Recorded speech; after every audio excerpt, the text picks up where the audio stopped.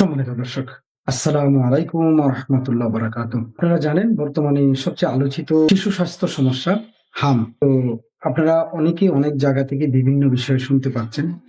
তো এই হাম সম্পর্কে কি করণীয় সেটাও শুনতে পাচ্ছেন। কিন্তু আপনারা জানেন এই সচেতন সোসাইটি সবসময় রোগ সহ বিভিন্ন বিষয়ে সচেতনতা তৈরি করছে। তো আজকের এই ভিডিওতে এমন একজন ডক্টরকে আপনাদের সম্মুখে তুলে ধরছি যিনি হাম সম্পর্কে সঠিক তথ্য তুলে ধরার চেষ্টা করবেন এবং এই হাম থেকে আমাদের সন্তানদেরকে কিভাবে রক্ষা করতে পারি, অথবা এই হামের সতর্কতা কি, করণীয় কি এবং প্রতিকারগুলো কি, সেটা সম্পর্কেই উনি আলোকপাত করবেন। আর এই আজকের যে সম্মানিত অতিথি উনি ডক্টর এস.এম. নওশেদ। উনি বারডেম জেনারেল হাসপাতালের সিনিয়র মেডিকেল কর্মকর্তা এবং এসো সচেতন সোসাইটির অনারারি চিফ কনসালটেন্ট হিসেবে দায়িত্ব পালন করছেন। আসুন শুনি তার আজকের আলোচনাটি। আসসালামু আলাইকুম, আমি ডক্টর নওশেদ। আজকে আপনাদেরকে হাম নিয়ে কিছু কথা বলবো। এখন বর্তমানে বিশেষ করে শিশুদের মধ্যে হামের প্রকোপ বেশ দেখা যাচ্ছে। অনেক জায়গাতে বাচ্চারা মারা যাচ্ছে, এরকম নিউজ আমরা পাচ্ছি। তো হামের প্রতি আসলে আমরা বলবো যে আতঙ্ক নয়, আপনারা সচেতন হন। প্রথমে আমরা জানি যে হামের লক্ষণগুলো কী। প্রথমে যেটা হয়, হাম হলে বাচ্চা প্রচণ্ড জ্বর আসবে, জ্বরের সাথে সর্দি কাশি থাকবে, তারপরে তার চোখ লাল হবে, চোখে প্রদাহ হতে পারে, চোখ দিয়ে পানি পড়তে পারে। আর 4 দিনের মাথায় তার চোখের আশপাশে চেহারা এবং কানের পিছনে ছোট ছোট ছোট ছোট দানাদার র্যাশ উঠবে। হ্যাঁ, এটা অনেকটা যে ঘামাচির দানার মতো, এবং সেগুলো একটু চুলকাতে পারে। আর 5 থেকে 6 দিনের মাথায় মোটামুটি জ্বরটা কমে আসে এবং এই কমপ্লিকেশনগুলো আস্তে আস্তে চলে যায়। এটাই মূলত হয় হামের কারণে।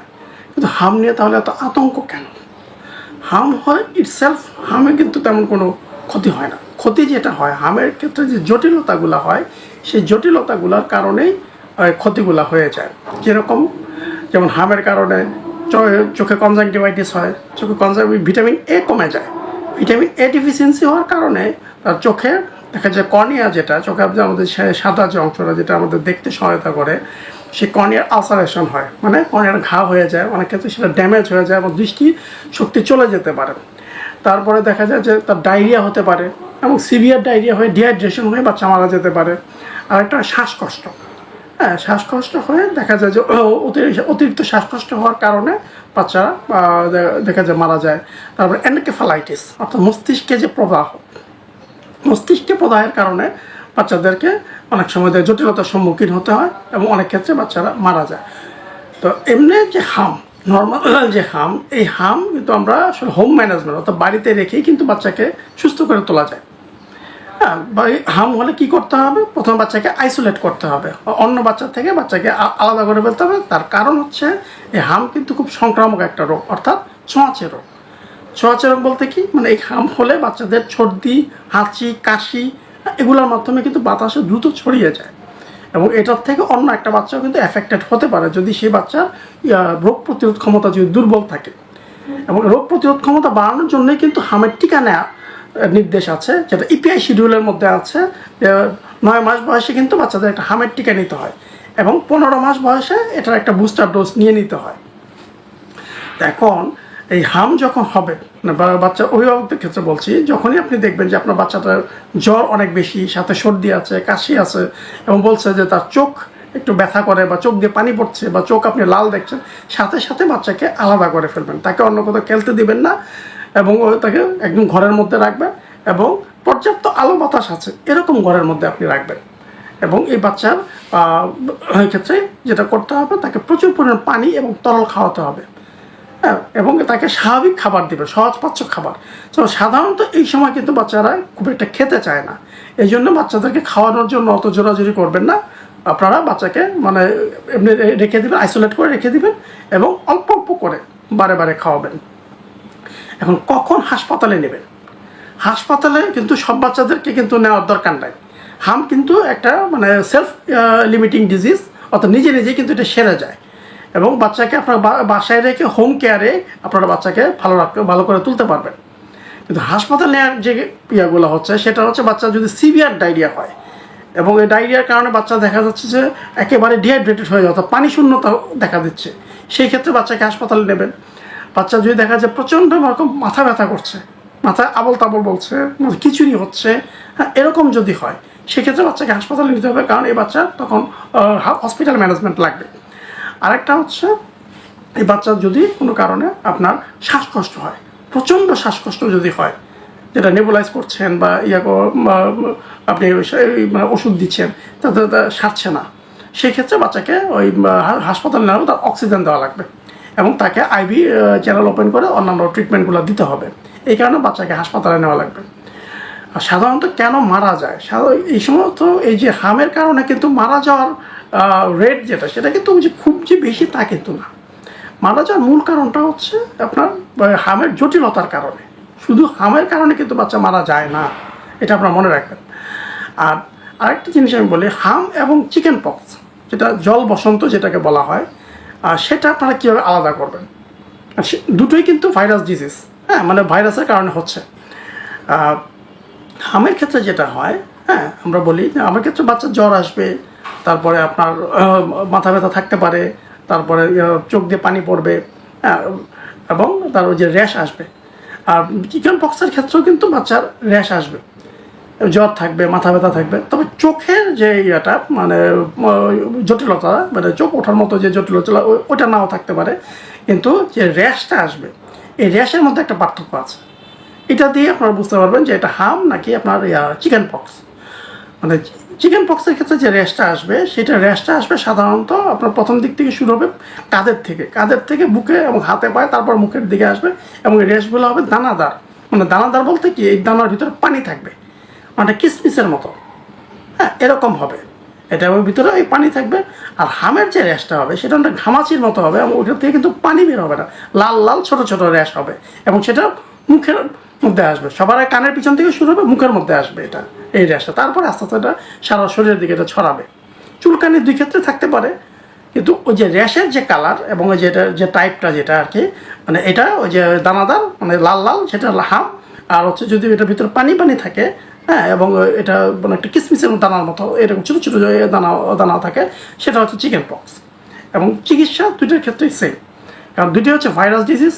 এবং মনে রাখবেন এই দুইটা কিন্তু আসলে সরাসরি মানে টাচ করে এরকম কোনো অ্যান্টিভাইরাস বা অ্যান্টিবায়োটিক কিন্তু এখন পর্যন্ত বের হয় না। এখন মতো যা ট্রিটমেন্ট দেওয়া হচ্ছে সবই হচ্ছে সিমটোম্যাটিক ট্রিটমেন্ট। তো অনেক ক্ষেত্রে দেখা যাচ্ছে যে হামের রোগীদেরকে অ্যান্টিবায়োটিক দেওয়া হয়। কেন দেওয়া হয়? যদি তার সে মানে বুকের মধ্যে যদি কফ জমে থাকে, শ্বাসকষ্ট থাকে, হ্যাঁ সেই ক্ষেত্রে সেকেন্ডারি ব্যাকটেরিয়া ইনফেকশনকে করার জন্য মানে প্রতিরোধ করার জন্য অ্যান্টিবায়োটিকটা ডাক্তাররা দিয়ে থাকেন। আর হামের ক্ষেত্রে যেটা হতে ভিটামিন এ ডিফিসিয়েন্সি হবে, অনেক বাচ্চার ক্ষেত্রে খুব প্রচুর পরিমাণ ভিটামিন এ ডিফিসিয়েন্সি চলে আসতে পারে। এই ক্ষেত্রে ভিটামিন এ সাপ্লিমেন্ট দেওয়া লাগতে পারে। আর খাবারের মধ্যে যে ভিটামিন এ যেটা কিসে পাওয়া যায় সেটা আমি বলে দিচ্ছি।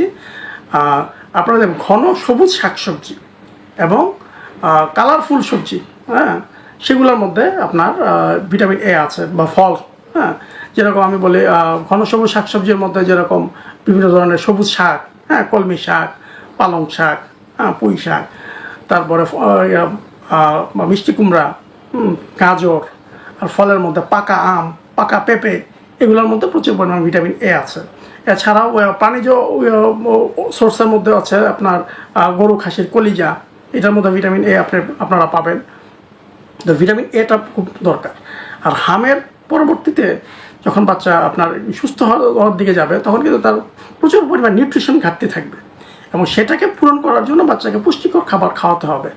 এবং এক্ষেত্রে মানে প্রোটিন জাতীয় খাবার তাকে একটু বেশি করে দিতে হবে, যেমন চিকেন স্যুপ বা মুরগির মাংস, হ্যাঁ তারপর ডিম, এগুলো একটু তাকে বেশি করে দিবেন। আর ফলের মধ্যে আপনি ওই যে তাকে দিতে পারেন পাকা আম যদি থাকে, বা কমলা, হ্যাঁ এগুলো আপনি দিতে পারেন।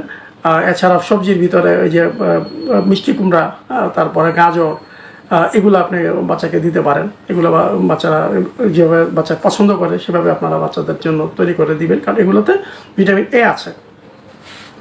আর সবচেয়ে বড় কথা যেটা আমাদের সামাজিক যে দায়িত্ব, মানে বাচ্চা যদি আপনি দেখেন যে আপনার বাচ্চা এরকম জ্বর বা এর লক্ষণগুলো আছে, তো বাচ্চাকে আপনারা স্কুলে পাঠাবেন না। এবং আমি বলবো স্কুল কর্তৃপক্ষকেও যে তারা যেন নির্দেশ দিয়ে দেয় অভিভাবকদের যে বাচ্চাদের যদি এরকম লক্ষণগুলো থাকে তাহলে সেই বাচ্চাকে যেন স্কুলে না পাঠায়, কারণ ওই বাচ্চা থেকে কিন্তু আরও 10টা বাচ্চা ইনফেক্টেড হয়ে যেতে পারে।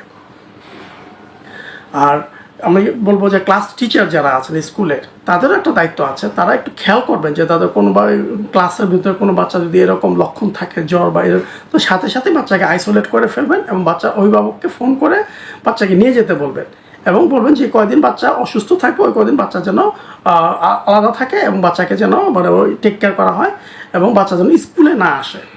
এবং ওই সময় যদি তার কোনো পরীক্ষা টরীক্ষা থাকে বা অন্য কোনো ইয়া থাকে তো সেটার ব্যাপারে পরবর্তীতে যেন শিক্ষকরা পূর্ণ সহযোগিতা করে এটা।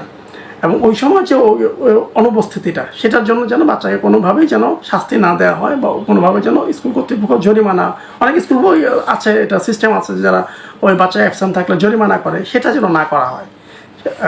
এই সময়টা একটু ধৈর্য ধরে আমাদেরকে পরিস্থিতি মোকাবেলা করতে হবে। আর এটার তো টিকা আমি বললামই, আরেকটা টিকা আছে MMR ভ্যাকসিন বলা যায়, এটা বড়দেরকে দেওয়া হয় MMR ভ্যাকসিন, সেটাও অনেকে চাইলে নিতে পারেন। বিশেষ করে মাদেরকে এটা আগেই দেওয়া হয়, প্রেগনেন্সি অবস্থায় MMR ভ্যাকসিনটা দেওয়া হয়, সেটা নেওয়া যায়। তবে আমি এখন যেটা বলবো যে আতঙ্ক নয়, আপনারা সচেতন থাকুন, সচেতনতার মাধ্যমে আপনারা সব অসুখগুলোকে আপনারা মোকাবেলা করতে পারবেন।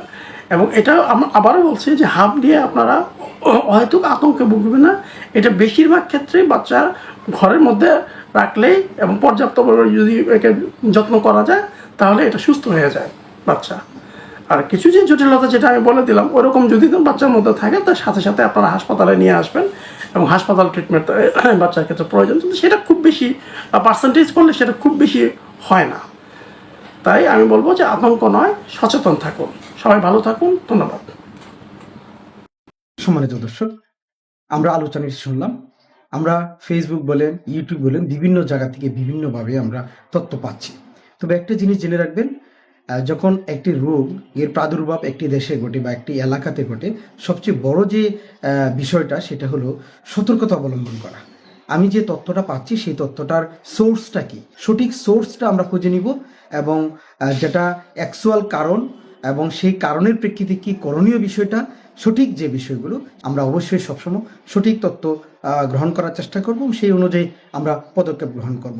কারণ আমরা কখনোই বিচলিত হব না, কারণ শারীরিক সুস্থতার সবচেয়ে বড় ব্যাপারটা হলো আমরা মানসিকভাবে আমাদের সুস্থ থাকতে হবে। আপনি যদি বিচলিত হয়ে যান তাহলে শারীরিকভাবে আপনি যতটুকু ক্ষতিগ্রস্ত হবেন তার থেকে মানসিকভাবে ক্ষতিগ্রস্ত হওয়ার কারণে আপনি শারীরিক ক্ষতিগ্রস্তটার পরিধিটা বেড়ে যাবে। সুতরাং সবসময় সতর্কতা অবলম্বন করার চেষ্টা করবেন, সচেতন হবেন।